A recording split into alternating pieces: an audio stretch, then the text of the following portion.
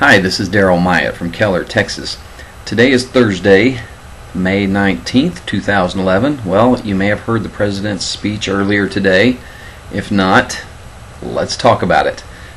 President Obama delivered an unprecedented rebuke of the Israeli people by an American president. Big shock. He did have one moment where he said something about the Palestinians that kind of made me think, I started to applaud, but then I heard what he said next and I was just like, in words that were designed to reach more Muslim citizens than United States citizens, Obama called Israel's legitimate West Bank settlements an illegal occupation. Okay, he didn't say illegal, but he said occupation. And by calling for a return to the 1967 borders, he's calling for a divided Jerusalem. He continued to press Israel to negotiate with the Palestinian Authority and subsequently with the unity government the PA has formed with the terrorist group Hamas. So if there was ever a question about the intent of those whom President Obama expects Israel to negotiate with, this week's news report gives us a very clear answer. I told you about this briefly yesterday. A member of the Palestinian Authority Parliament spelled out his organization's vision for the genocidal annihilation of the Jewish people, very Hitler-like, giving Arabs the honor of annihilating the evil of this gang. Okay, let's talk about Obama urging Israel to go back to 1967 borders, which, those were never enforced, as I recall, and it wasn't something. Anyway, maybe I'm mixing up my history, but let's talk about this out of SF Gate. Of course, this is all over CNN, ABC, Fox, everybody. But this says, stepping into an explosive Middle East debate, Barack Obama today endorsed a key Palestinian demand for the borders of its future state and prodded Israel to accept that it can never have a truly peaceful nation based on permanent occupation. Excuse me. Obama's urging that a Palestinian state be based on 1967 borders before the Six-Day War, in which Israel occupied East Jerusalem, the West Bank, and Gaza, was a significant shift in the U.S. approach. It drew an immediate negative response from Israeli Prime Minister Benjamin Netanyahu, who is to meet with Obama at the White House tomorrow. Yeah, that meeting might be a little cold.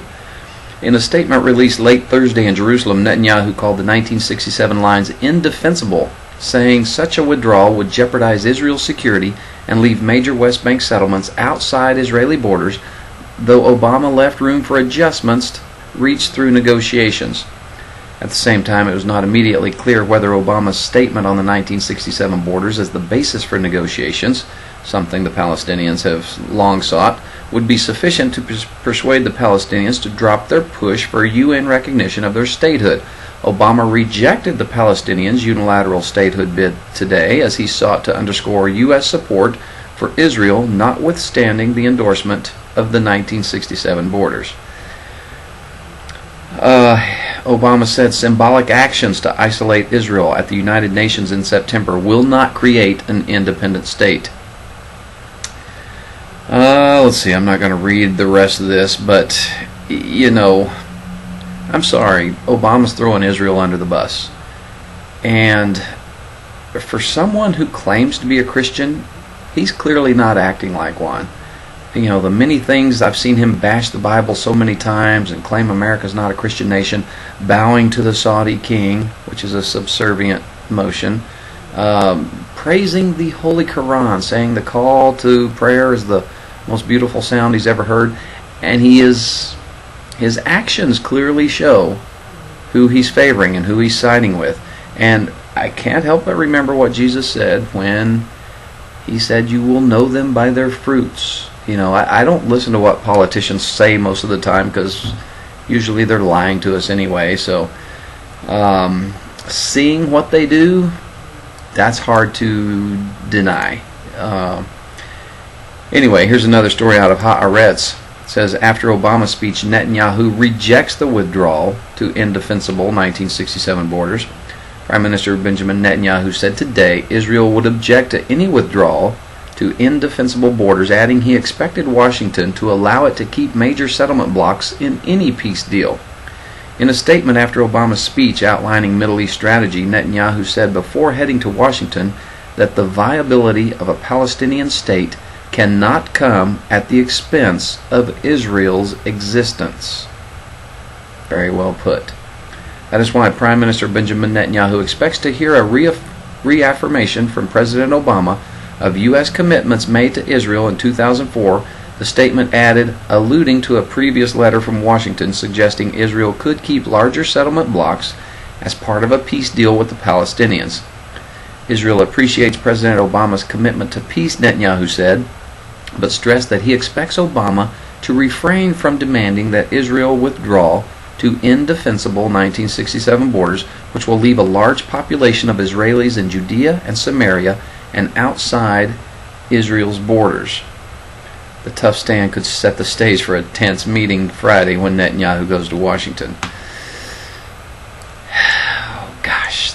Just the craziness of all this. Okay, yesterday I told you some of Netanyahu's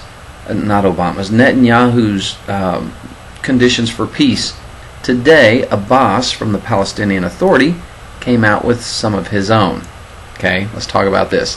Here's a sampling of the charter's contents that I keep getting all these names mixed up, that Abbas is saying must happen for there to be peace.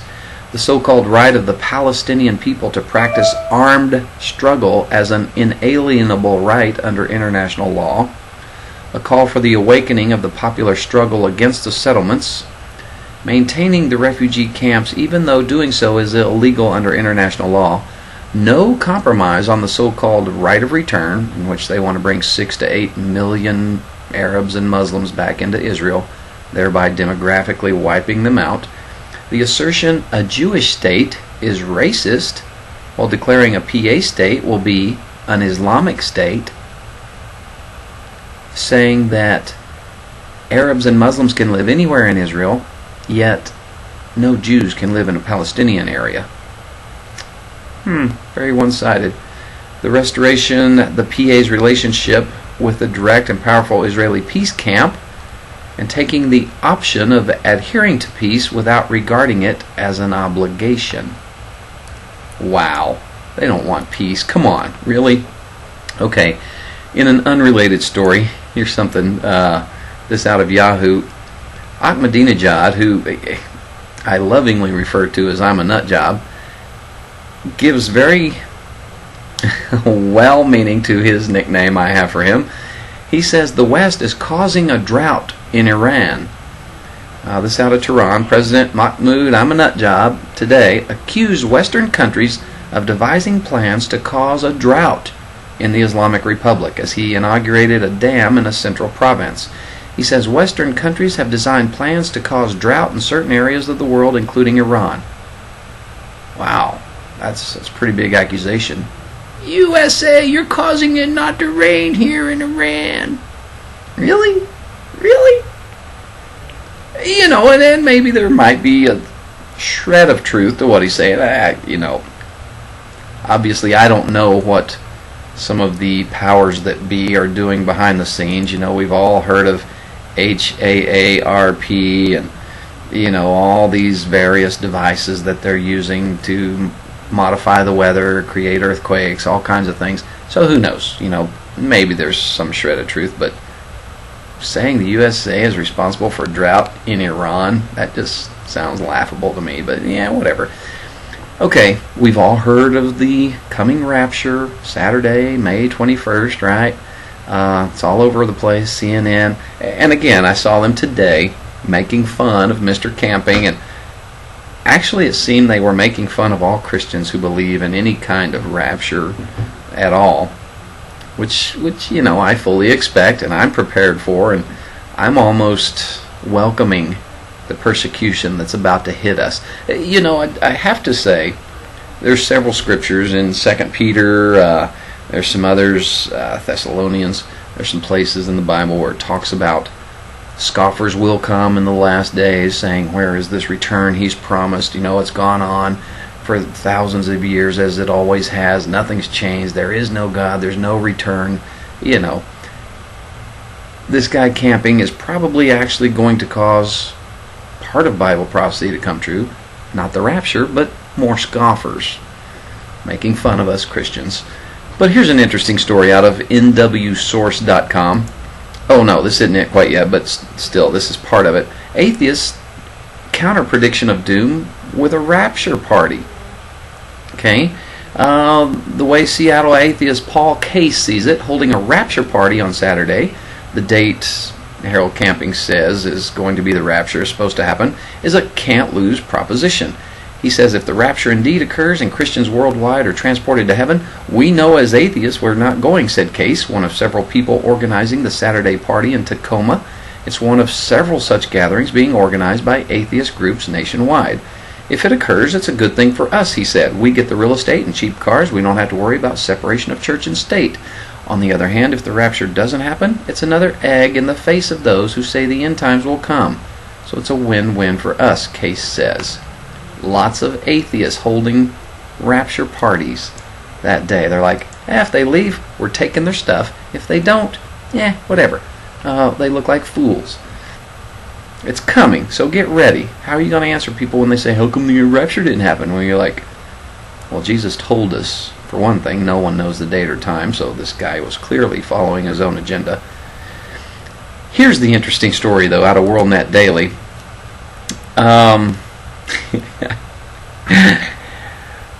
The preacher claiming rapture May 21st holds on to his stuff. He hadn't gotten rid of anything. You know, you would think one person saying, I'm going to be out of here Saturday, would start handing out all his stuff. His money, his cars, his homes, those RVs they're driving around in the country. You'd think he'd start handing that stuff out, or giving it away. And say, I'm not going to be here. But he hasn't done that. He's held on to all his stuff. Does it make you wonder? So far, he's given no indication he's getting rid of his earthly possessions, including his radio network, as other Christians label him a false prophet with dangerous teachings. Here's something Camping told CNN. I am trembling. I've never been at this place before. When we are only a few days away from the last thing that has to happen, the whole world destroyed by God, I've never been here before. Where can you get directions so you know how to feel? Interesting. But what if Noah made a backup plan when he was building the ark? What if he didn't spend all his money and resources on building the ark? What if he spent some of it on an extra house just in case? Anyway, this story goes on to say there's a lot of Christians who have doubts about the May 21st prediction, like me, and many have offered to purchase all of Camping's property. This one guy says he offered to take possession of everything Camping owns for a total of $1. I'll buy that for $1. It says, according to your prophecy, you and all the other believers will have departed the earth the day before, so you'll have no need for your possessions any longer. He says, I'm dead serious. I want your homes, cars, cash, investments, real estate, contracts, blah, blah, blah. Goes down and lists everything. Of course, he didn't hear it from Camping. Wonder why. Anyway, 1 Corinthians 2, verse 9. Let's get into the Bible today. And, I've never made a video that I did not have Bible verses in. And that's intentional, because I'm trying to share the gospel, the good news. Let's go to 1 Corinthians 2, verse 9. That says, but as it is written, eye has not seen, nor ear heard, nor have entered into the heart of man the things which God has prepared for those who love him. Okay, there's countless references to heaven in the Bible. Tons of them.